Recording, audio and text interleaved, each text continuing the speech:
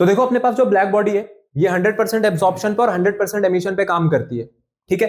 अब ये जो ब्लैक बॉडी की जो रेडिएशंस हैं, ब्लैक बॉडी रेडिएशंस को अपने पास इलेक्ट्रोमैग्नेटिक वेव थ्योरी नहीं समझा सकती है, क्योंकि अपने पास कंटीन्यूअस एनर्जी एमिशन पे काम कर रही है।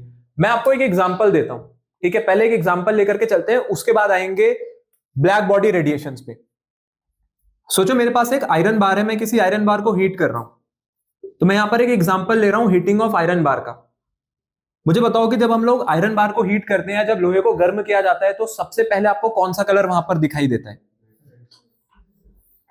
तो आयरन का पहले एक कलर लिख लेते हैं। आयरन जो रॉड है हमारे पास, जो आयरन का कलर है वो कैसा होगा? समवॉट ग्रे या ब्लैक आप कह दो, ठीक है। तो इसको क्या करेंगे हम लोग एक टेम्परेचर प्रोवाइड कराएंगे T1। सबसे पहले कौन सा कलर शो करेगा आपके पास?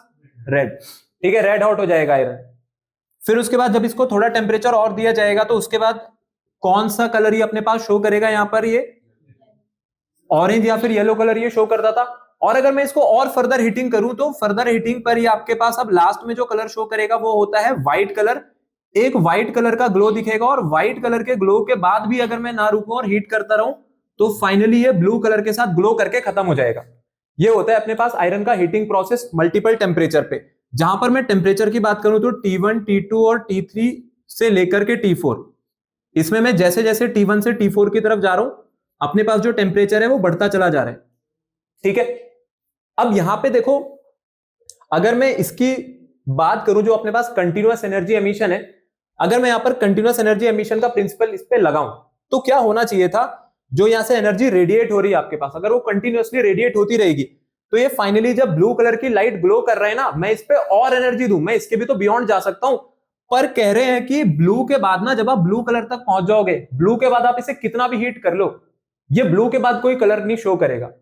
आई बात समझ में? ये अपने पास फाइनली कहां जाकर के रुक जाएगा? ब्लू कलर पे जाकर के रुक जाएगा।